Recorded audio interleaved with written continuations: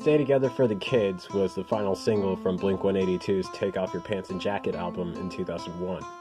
It was primarily written by Tom DeLonge, the co-vocalist / guitarist of the band, about his parents' divorce and its effect on him. Now, I'm not going to pretend to be the biggest Blink-182 fan out there, or that I have even loved this song the first time I heard it, or the second time. However, there was this repeated 4-bar musical phrase that wouldn't get out of my head.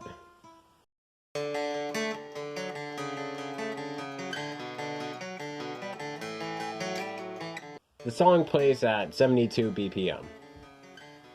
Wait. God damn it, Wikipedia. The song actually starts off at a tempo of 1/4 note equals 145 or 145 BPM. It isn't necessarily the fastest for punk or pop punk, but it is fast enough that the 8th notes just sort of fly by. Like how the situations leading up to a divorce and all the moments and good memories you've had as a family before and after can feel fleeting but still linger in your mind, especially if your parents divorced while you were young. The lack of chords really allowed the bareness of the riff to shine through. When it first plays, it's even unaccompanied by any other instruments. It's the first thing you hear. It sets the mood for the song, a vulnerable and bare piece of music. It doesn't get much better than this. Let's examine the actual riff though. First set of 8th notes are D, D, A. D to D being unison, D to D being also unison, D to A being a perfect 5th interval. The second set of 8th notes are D, D, F sharp, D. D to D is unison, while D to F sharp and F sharp to D are both major thirds. The third set of 8th notes are C sharp D, C sharp A. C sharp to D and D to D sharp are both minor seconds, while C sharp to A is a minor 6th. The fourth set of 8th notes, D, D, F sharp D, again, D to D is unison, D to F sharp and F sharp to D are both major thirds. For the 5th set of 8th notes, being B, D, B, F sharp, B to D and D to B are both minor thirds, B to F sharp is a perfect 5th interval. For the 6th set, it is D, B, G, D, D to B being a minor third, B to G being a minor 6th, and G to D being a perfect 4th interval.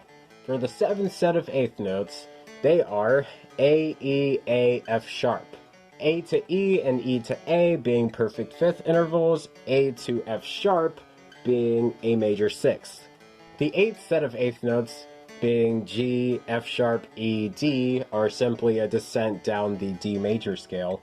But if you want to talk about it in terms of the intervals in between each note, G to F sharp is a minor 2nd, F sharp to E is a major 2nd, and E to D is also a major 2nd. To describe intervals in layman's terms, they're basically the distance between two notes in terms of like half steps. As you can see here, there isn't too much of a pattern at first glance. However, there are some things we can surmise here. Take my words with a grain of salt though, because this is my first time trying my hand at explaining this sort of thing. I'm not nearly as good as 12 Tone or Adam Neely. The notes all center around the key of D major, which is more than a little intriguing. Major keys are usually thought to be the happy ones after all, and I kinda want to hear what it would sound like in D minor, so...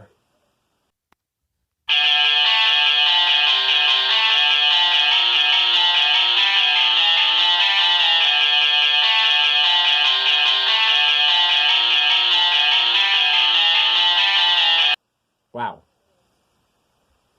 Why did I get Paramore vibes from that? As good as it sounded, it feels wrong for the song.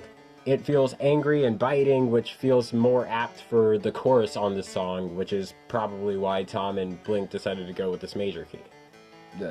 I don't know, or maybe it just sounded better to them. Despite the riff seemingly not having much of a pattern, you can see that most of these groups are in odd pairs. The unisons and the perfect 5th of the first grouping, the lone unison and the major thirds of the second grouping, and so on. You can find this pattern in all of the groupings except for the 6th one, which, interestingly enough, confused me whenever I was trying to play each of these parts on piano.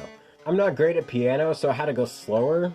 That may be the reason why it never sounded quite right, but I feel like this breaking of the mold could have played a part as well. I think that it adds an interesting bit of confusion and uncertainty which fits well within the song's subject matter. If this is what he wants and it's what she wants, why is it so much better? That isn't the only interesting thing about this riff. It's a mix of minor and major intervals. I said earlier that major keys can be seen as happy while their minor counterparts can be seen as sad, but here's where I correct that. Major parts in music tend to sound more bright than minor parts, while minor parts sound the opposite. It pays off in dividends here because the whole thing just sounds bittersweet. While I was trying to map out why I felt the way I did, I ended up going through a lot of music terminology and theory, and I found a few helpful tidbits. Major thirds can feel calming with feelings of stability. Minor seconds are dissonant, meaning that the notes don't harmonize and instead they clash. Minor sixths can evoke feelings of anguish or sadness.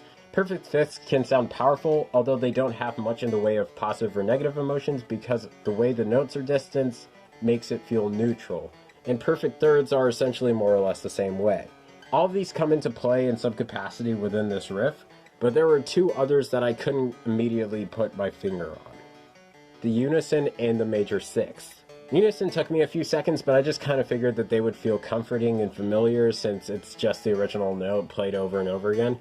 But the major sixth took a while, so I had to play it a couple of times.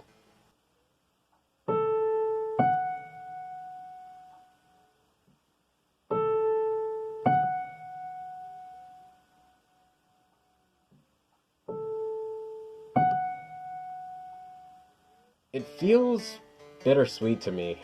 It doesn't sound overtly negative, but it also doesn't sound positive either. It just sounds really bright, beautiful to hear, but it's so sweet that it hurts. The D major scale itself is one that can sound triumphant, but this one feels more like a hollow victory. The battle's been won and you're stronger for it, but you still went through so much pain and anguish from the ordeal. When you put all of these pieces together, you get this nice melodic riff. It sounds nice to listen to, but it also captures that bit of pain that just hurts. Blink may not have been considered one of the most serious bands around, but Tom and the gang really outdid themselves with this gem.